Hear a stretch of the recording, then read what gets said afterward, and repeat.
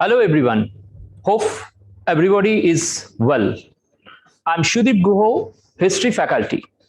I have given proper training to many students in the central and state government job examinations. One thing is clear from there, although probability and accuracy are the only key to success. So the places from which the question is most likely to come should be read with more importance. First of all, we need to know exactly what to read in the history of competitive exams. Let's see. सबसे पहले ये WBCS का preparation लेने के लिए history का जो syllabus है, इस सिलेबस को थोड़ा शॉर्टकट ट्रिक से एक बार देखना पड़ेगा. ओके, तो देखो हिस्ट्री का जो सिलेबस है, सबसे पहला पार्ट जो है वो है एंशिएंट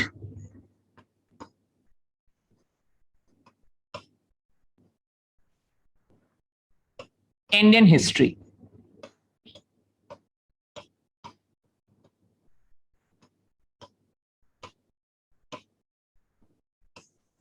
अब नेक्स्ट पार्ट जो है वो है medieval Indian history.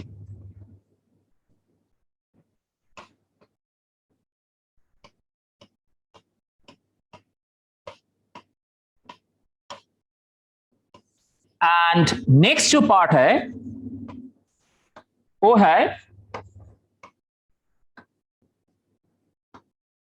Modern Indian history.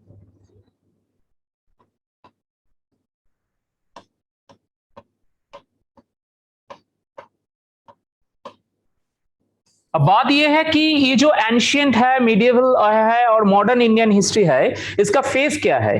क्योंकि मैंने बताया कि probability and accuracy are the only key to success. इसका मतलब है एक प्रिपरेशन लेने के लिए उसका टाइम स्पेन भी जानना पड़ेगा, क्योंकि कहां तक पढ़ा है और अभी कहां तक पढ़ना बाकी है, ये दोनों के बीच में जो फर्क है, ये फर्क निकालने के लिए ये एंशिएंट, मीडिएवल और मॉडर्न तीनों फेस का टाइम स्पेन जानना बहुत ही जरूरी है. ओके, तो देखो सबसे पहले ये जो एंशिएंट इंडियन हिस्ट्री है, इस एंशिएंट इंडियन हिस्ट्री का टाइम पीरियड क्या है? 3000 बीसी से लेकर 1206 एडी तक. अब सबसे पहले स्टूडेंट्स की मन में ये सवाल आएगा कि sir what is the difference between BC and AD. अब बीसी मतलब क्या है ना, बीसी मतलब जो है वो है बिफोर क्राइस्ट, और एडी मतलब क्या है ना, एडी मतलब है एनो डोमिनी.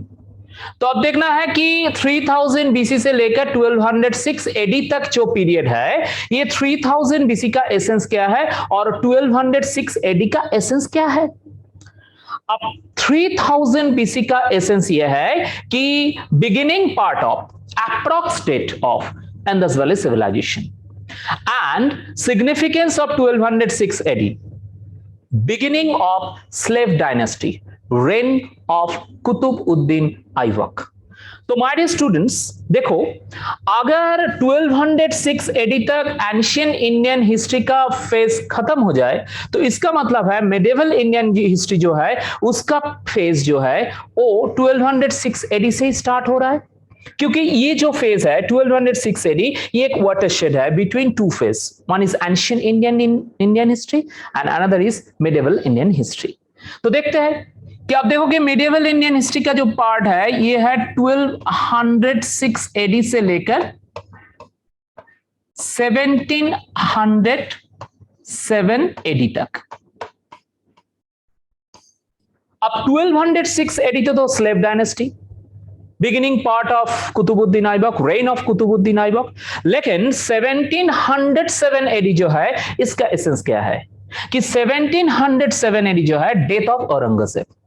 तो वही एक बात, अगर 1707 एडी से अगर मीडिएवल इंडियन हिस्ट्री का लास्ट पार्ट है तो इसका मतलब है मॉडर्न इंडियन हिस्ट्री का जो बिगिनिंग पोर्शन है वो भी 1707 एडी से ही स्टार्ट हो रहा है. तो देखो 1707 एडी से लेकर 1947 एडी तक जो पार्ट है ये है मॉडर्न इंडियन हिस्ट्री। लेकिन इसमें एक ट्विस्ट है। अब ट्विस्ट क्या है? ट्विस्ट ये है कि ये जो 1707 एडी से लेकर 1947 एडी तक जो पार्ट है, इसका दो अलग अलग पोर्शन है। अलग अलग पोर्शन क्या है ना? 1707 एडी से लेकर 1857 तक एक पार्ट है, और 1857 से लेकर 1947 तक और एक पार्ट है। अब 1857 जो है, इसका एसेंस क्या है? तो स्टूडेंट्स के दिमाग में यह आएगा कि शिपाही म्यूटिनी है, शिपाही म्यूटिनी है। लेकिन और क्या है?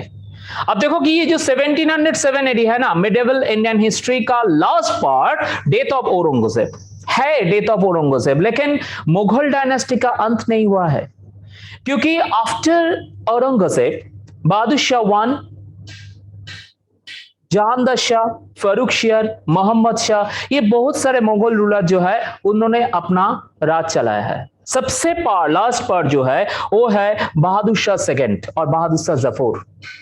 तो ये जो बहादुर शाह सेकंड और बहादुर शाह जफर इस सिपाही म्यूटिनी में इन्वॉल्व होने के कारण ब्रिटिश ने उसको रेंगून में डिपोर्ट किया है, तब जाकर मुगल डायनेस्टी का अंत हुआ है। अब स्टूडेंट्स की दिमाग में ये क्वेश्चन आएगा कि सर, अगर 1857 एडी में मुगल डायनेस्टी का अंत हो रहा है, तो क्यों ये पार्ट मिडिवल इंडियन हिस्ट्री के अंदर है ही नहीं? क्यों ये पार्ट मॉडर्न इंडियन हिस्ट्री में है? ये क्वेश्चन है, एक वैल्यूएबल क्वेश्चन है। अब ये क्वेश्चन का जवाब क्या है, आंसर क्या है? देखो, क्योंकि ये जो 1707 एडी है ना, तो 1707 एडी के बाद ब्रिटिश कॉलोनाइजेशन का एक यू टर्न आया है। अब ये यू टर्न क्या है ये देखना पड़ेगा, क्योंकि कुछ फेज यहां से निकलना है। सबसे पहला जो पार्ट है वो है 1717 फारूकियन फरमान। तो ये जो फारूकियन फरमान है, इस फरमान की सहारे से ब्रिटिश को ट्रेड करने के लिए एक टैक्स में रिलैक्सेशन मिल रहा है। तो इसका मतलब है कि फ्रेंच, डच, पुर्तगाली जो भी है उसको पीछे छोड़ के अपना जो फाइनेंशियल स्टेबिलिटी वो बरकरार रख रहा है। अब नेक्स्ट जो पार्ट है वो क्या है कि ब्रिटिश ने सोचा है कि चलो ये जो फाइनेंशियल स्टेबिलिटी है, इस फाइनेंशियल स्टेबिलिटी को और आगे ले जाने के लिए कुछ ना कुछ एडमिनिस्ट्रेटिव पावर ऑक्युपाई करना भी जरूरी है। तो ये सोचकर 1757 में जो हुआ है वो क्या है ना, बैटल ऑफ प्लासी। अब देखो ये जो बैटल ऑफ प्लासी है, जहां पर रॉबर्ट क्लाइव ने सिराजुद्दौला को डिफीट किया है। उसके बाद मिर्जाफर, मीर कासिम, नेक्स्ट मिर्जाफर को उस पोजीशन पर किसने बैठाया है? ब्रिटिश ने। इसका मतलब है ये जो मिर्जाफर और मीर कासिम ये इंडिपेंडेंट नवाब है ही नहीं। तो लास्ट इंडिपेंडेंट नवाब कौन है? सिराजुद्दौला। तो उसके बाद क्या है? उसके बाद देखो कि 1764 जो है, 1764 का एसेंस क्या है? अब 1764 का एसेंस यह है कि बैटल ऑफ बक्सर। तो ये जो 1717 फारूकियन फरमान, 1757 battle of Plassey, 1764 battle of Buxar, तो ये सारे चीज हम लोगों को क्यों देखना पड़ेगा? देखना इसलिए पड़ेगा क्योंकि आफ्टर 1757, ये 1757 से लेकर 1857 तक जो पार्ट है, क्या इस पार्ट को हम लोग CR और कंपनी रूल ये बोल सकता है कि नहीं? हाँ, बिल्कुल बोल सकता है इस पार्ट को, क्योंकि यहां पर इंडिपेंडेंट नवाब जो है उसका तो डाउनफॉल हो रहा है और उसके बाद कंपनी का रूल चालू हो रहा है। तो इसका मतलब है ये 1757 से लेकर 1857 तक जो पार्ट है, इस पार्ट को हम CR मतलब कंपनी रूल बोल सकता है। अब 1857, अब देखो कि ये जो 1857 है ये सिपाही म्यूटिनी है। दिलो दिमाग में ये छा गया कि सर 1857 में सिपाही म्यूटिनी है। लेकिन ये पहला सिपाही म्यूटिनी नहीं है, इससे पहले भी सिपाही म्यूटिनी हुआ है। 1806 में हुआ है, 1824 में हुआ है, 1839 में हुआ है, 1848 में हुआ है और उसके बाद 1857 में भी हुआ है। अब डिफरेंस क्या है? डिफरेंस ये है कि इससे पहले जो भी सिपाही म्यूटिनी था वो सिर्फ सिपाही का ही था। अब ये जो सिपाही म्यूटिनी है, यहां पर common man, feudal lord, army group, peasant, हर सारे जो पार्ट है उसका इन्वॉल्वमेंट है। इसीलिए ये सिर्फ सिपाही म्यूटिनी नहीं, ये फर्स्ट वॉर ऑफ इंडिपेंडेंस भी है। लेकिन फेलियर क्यों हुआ? फेलियर इसलिए हुआ है कि एनिमी सेम है, लेकिन उसका एम एन ऑब्जेक्ट तो सिंगल नहीं है। अब एम एन ऑब्जेक्ट अगर सिंगल नहीं है, इसीलिए सक्सेस नहीं पाया due to lack of planning and leadership. Proper planning है नहीं, प्रॉपर लीडरशिप है नहीं, इसीलिए फेलियर हो गया। अब उस फेलियर की बाद सोचा है, चलो अगर ब्रिटिश के खिलाफ आगे बढ़ना है, देश को स्वाधीन करना है, तब एक सिंगल एम एन ऑब्जेक्ट भी होना चाहिए, लक्ष्य भी स्थिर होना चाहिए। तो इस लक्ष्य को स्थिर करने के लिए कुछ ऑर्गेनाइजेशन फॉर्म हुआ है, जैसे 1876। अब ये 1876 में क्या हुआ है? 1876 में जो हुआ है वो है इंडियन एसोसिएशन, इंडियन एसोसिएशन। ये है 1876 का फंडा। अब जाकर देखा जाए कि 1885 में क्यों हुआ ना, 1885 में जो हुआ है वो है INC। इसका मतलब क्या है? Indian national Congress. अब देखो कि उसके बाद 1920 में क्या हुआ है? 1920 में जो है वो है non cooperation movement, non cooperation movement. Next जो पार्ट वो क्या? 1930। अब ये 1930 में क्या है कि civil disobedience movement, civil disobedience movement. अब उसके बाद देखो कि 1942 में क्या है? Quit India movement.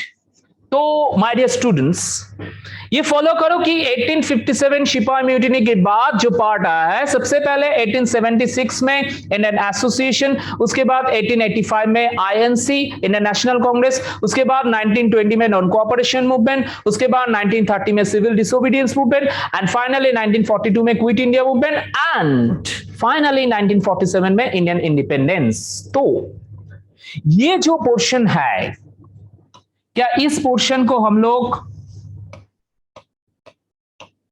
INM मतलब इंडियन नेशनल मूवमेंट बोल सकता है कि नहीं? जरूर बोल सकता है। तो देखो ये जो WBCS एग्जामिनेशन है, सबसे पहले एक चीज मैं बताने जा रहा हूं कि मैक्सिमम स्टूडेंट्स को ये पता नहीं कि WBCS का फुल फॉर्म क्या है। उन्होंने बोलता है कि वेस्ट बंगाल सिविल सर्विस। अब वेस्ट बंगाल सिविल सर्विस तो है नहीं। अब है क्या?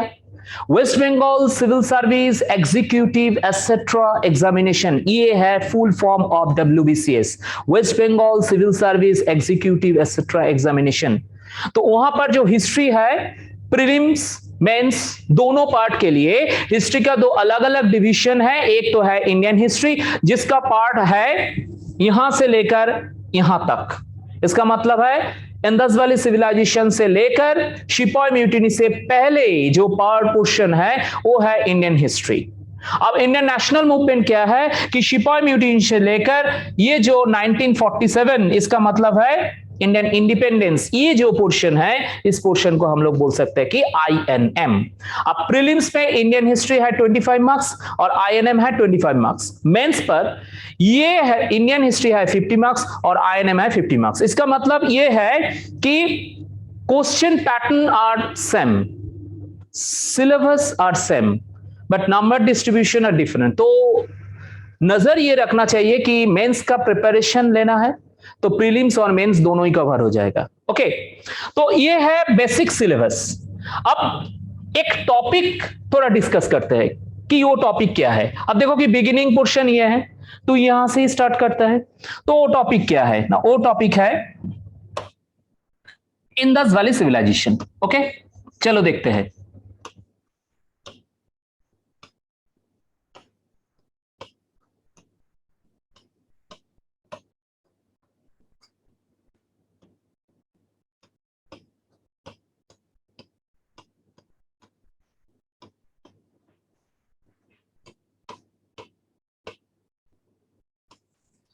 सबसे पहले जिस चीज के ऊपर ध्यान देना पड़ेगा इंडस वैली सिविलाइजेशन तो यहां पर लिखा है, तो सिविलाइजेशन क्या है? अब सोचो कि WBCS एग्जामिनेशन में प्रिलिमिनरी क्वालिफाई हो गया, मेन भी हो गया, अब इंटरव्यू में जाकर ये सवाल अगर आए कि what is civilization in your point of view, because you are civilized and I am also civilized, तो ये सवाल उठ सकता है। तो इस सिविलाइजेशन क्या है? Civilization means time to time upbringing, improve standard of living, modified standard of living. इसका मतलब क्या है? आज से 10 साल पहले भी हम लोग सिविलाइज्ड था, आज भी सिविलाइज्ड ही है, और आगे हम लोग और भी सिविलाइज्ड होने का चांसेस है। सो सिविलाइजेशन मतलब क्या है? आगे बढ़ना। तो अब ये जो सिविलाइजेशन है, आज मॉडर्न इंडियन हिस्ट्री में जो सिविलाइजेशन देख रहा है, तो इंडस वैली में भी सिविलाइजेशन है। तो ये दोनों के बीच में सिमिलरिटी क्या है? सबसे पहला जो सिमिलरिटी है वो है town planning with drainage system. अब घर भी बना रहा है, तो घर किस चीज से बना रहा है? तो घर जो बन रहा है uses of burnt bricks and wood. Next क्या है? नेक्स्ट है यूजेस ऑफ ऑर्नामेंट्स। तो कौन सा ऑर्नामेंट्स इस्तेमाल हो रहा है? Copper, bronze, terracotta, conch shell, silver, gold, ये सारे जो चीज है, ये सारे चीज का ऑर्नामेंट्स इस्तेमाल हो रहा है। लेकिन इसमें ये गोल्ड जो है ये बेबीलोन से आ रहा है, और जो सिल्वर है ये सिल्वर सुमेर से आ रहा है। तो बेबीलोन और सुमेर से आ रहा है, मतलब क्या है कि ट्रेडिंग लिंक है। तो कौन कौन देश के साथ इसका ट्रेडिंग लिंक है? सुमेर, मिशर, Mesopotamia, Akkad, Egypt, Crete, Babylon, ये बहुत सारे जो देश है इसके साथ इसका एक ट्रेडिंग लिंक है। अब देखना ये पड़ेगा कि एग्रीकल्चरल सिस्टम, अब एग्रीकल्चरल प्रोसेस तो इससे पहले भी था, लेकिन इस टाइम पर एक प्लांट कल्टीवेशन प्रोसेस है। तो अगर प्लांट कल्टीवेशन प्रोसेस है तो एविडेंस क्या है? Evidence of a big granary. अब सवाल ये आएगा कि ये सबसे बड़ा जो ग्रैनरी है ये कहां पर मिला है? अब देखो कि कुछ किताब में मोहनजोदड़ो है, लोथल भी है, रोपर भी है यहां पर, लेकिन सबसे बड़ा जो ग्रैनरी है वो कहां पर है? वो ग्रैनरी है हड़प्पा में। अब उसका लेंथ एंड ब्रेथ क्या है? 169 फीट इंटू 135 फीट। अब अगर सवाल उठे कि how many row in this granary, और ऑप्शन है 6 है, 9 है, 12 है, 15 है। अब स्टूडेंट्स की दिमाग में यह है सर सबसे बड़ा ग्रैनरी है तो 12 और 15 में कोई ना कोई होगा, नहीं है। अब आंसर है 6 रो ऑफ ग्रैनरी। अब नेक्स्ट जो पार्ट है, अभी हम लोगों को स्विमिंग पूल दिखाई देता है, इस स्विमिंग पूल का भी कंसेप्शन इस टाइम पर था। वो क्या है ना? Evidence of a great bath. वो कहां पर मिला है? मोहनजोदड़ो में। अब उसका लेंथ एंड ब्रेथ क्या है? 180 फीट इंटू 108 फीट। नेक्स्ट जो पार्ट है, ये अगर सिविलाइज्ड है तो कपड़े भी इस्तेमाल कर रहा है, तो कौन सा कपड़ा इस्तेमाल हो रहा है इस टाइम पर? तो जो कपड़ा इस्तेमाल हो रहा है वो है कॉटन। अब क्यों कॉटन? इसका लॉजिक क्या है? क्योंकि मोहनजोदड़ो में पहला है a piece of woven cotton along with spindle and with a needle। तो कॉटन का कपड़ा बनाने का जो इंस्ट्रूमेंट है वो सारे चीज यहां पर है। इसका मतलब है कॉटन का ही कपड़ा इस टाइम पर इस्तेमाल हो रहा था। नेक्स्ट क्या है? नेक्स्ट ये है कि evidence of a mother goddess. अब मदर गॉडेस जो है इस टाइम पर है, तो ये जो सारे फीचर्स हम लोगों को दिखाई दे रहा है, ये सारे फीचर्स अभी भी हम लोगों को सामने है। तो अगर सिमिलरिटी है तो सिमिलरिटी के हिसाब से हम लोग बोल सकते हैं कि इंडस वैली सिविलाइजेशन। अगर इंडस वैली को सिविलाइजेशन बोलना जस्टिफाइड है कि नहीं, ये तो हम लोगों के दिमाग में छा गया कि चलिए इसको सिविलाइज्ड हम बोल सकते हैं क्योंकि सिमिलरिटी है। अब देखना ये पड़ेगा। तो सबसे पहले हम लोगों ने क्या डिस्कस किया है कि basic conception of civilization. Next क्या डिस्कशन किया है कि basic features of Indus valley civilization. अब देखना ये है कि इस इंडस वैली सिविलाइजेशन का एक्सटेंशन कहां से कहां तक है। अब अगर एक्सटेंशन का बात आए तो इसका एक शॉर्टकट तरीका हम लोगों को ढूंढना पड़ेगा ऐसे करके। अब ये देखो माय डियर स्टूडेंट्स, ये है नॉर्थ जोन, ये है साउथ, ये है ईस्ट, और ये जो पार्ट ये है वेस्ट। ओके, तो ये जो वेस्टर्न जोन है, ये वेस्टर्न जोन है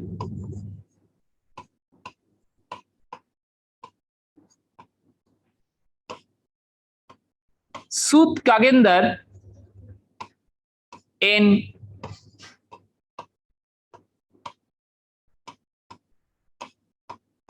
बालूचिस्तान। अभी ये ईस्टर्न पार्ट है, ये क्या है? मेरठ इन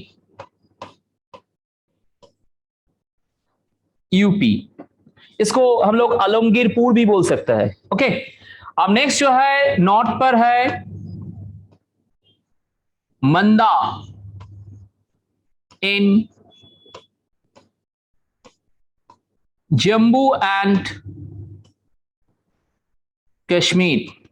अब साउदर्न जो पार्ट है वो क्या है?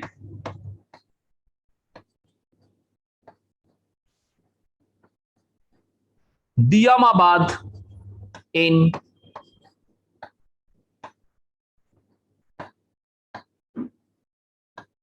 महाराष्ट्र।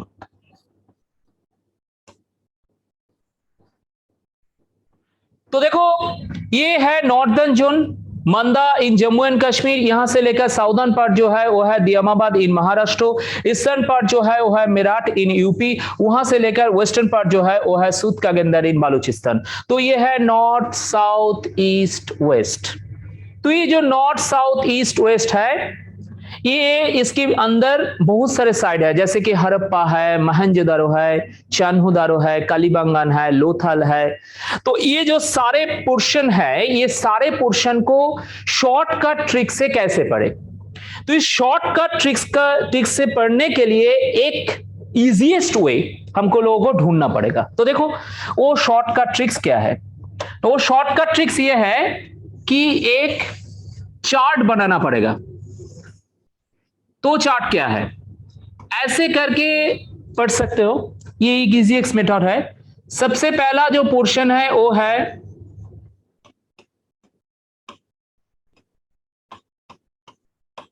मेजर साइट्स, उसके बाद है यूरोप,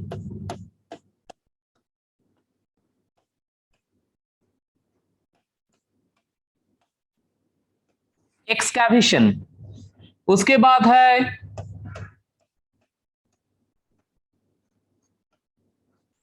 एक्सकैवेटर, उसके बाद है region and river, and finally जो है वो है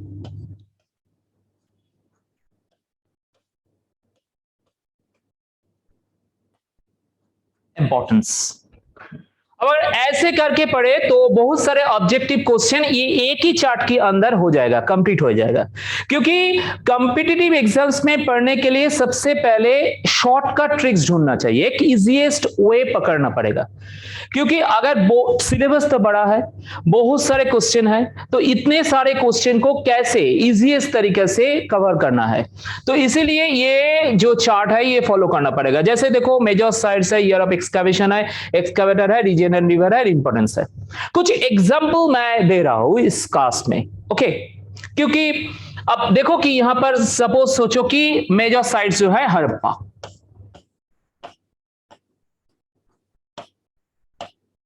अभी अगर हड़प्पा मेजर साइट्स है तो ईयर ऑफ एक्सकैवेशन क्या है? ईयर ऑफ एक्सकैवेशन है 1921। अगर एक्सकैवेटर कौन है? एक्सकैवेटर है DR शाहानी। अब रीजन एंड रिवर क्या है? रीजन एंड रिवर है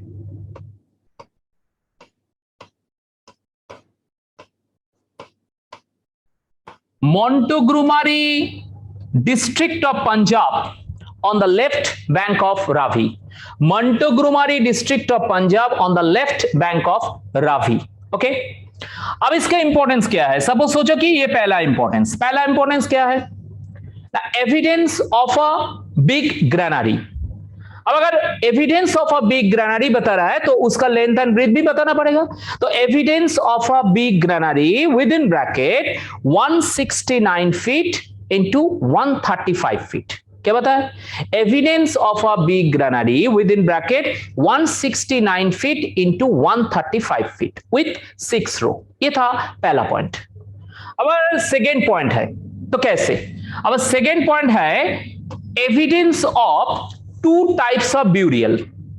अब ब्यूरियल टू टाइप्स कैसे? एक तो है फ्रैक्शनल ब्यूरियल और दूसरा जो है कॉफिन ब्यूरियल। तो अगर ये जो हड़प्पन साइड है, आप देखो कि इसमें कितने सारे ऑब्जेक्टिव क्वेश्चन आया है।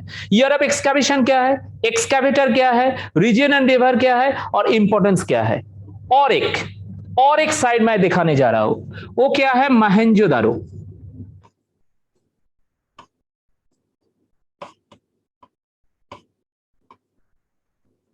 आप देखो कि मोहेंजोदारो का ईयर ऑफ एक्सकैवेशन क्या है? 1922। अब एक्सकैवेटर क्या है? एक्सकैवेटर है R D Banerjee, Rakhal Das Banerjee.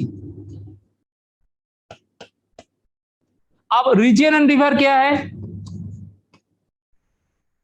Larkana district of Sindh on the right bank of Indus. Larkana district of Sindh on the right bank of Indus. अब इसका इंपॉर्टेंस क्या है? इसी हिसाब से ऐसे 1 2 3 4 जो भी आए ऐसे करके पढ़ना पड़ेगा। तो पहला पॉइंट क्या है ना? Evidence of a great bath.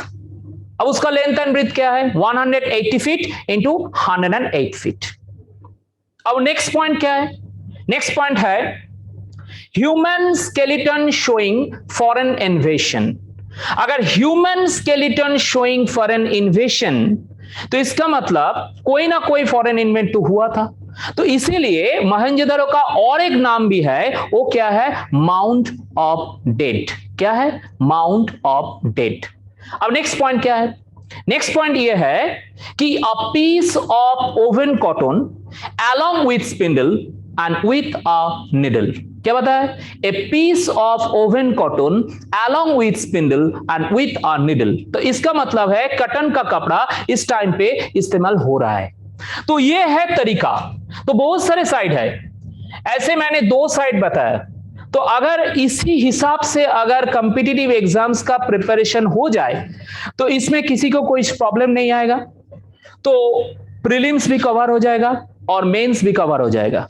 तो एक बार सोचना चाहिए कि प्रिपरेशन कैसे लेना है। एप्टी प्लस जो एकेडमी है, यहां पर हम लोग को एक्यूरेसी के ऊपर ध्यान देना चाहिए कि एक्यूरेसी के ऊपर ध्यान देकर हम लोग पढ़ाते हैं। तो welcome to our organization Apti plus. I'll finishing here today. Best of luck. Stay safe at home. Goodbye, everyone.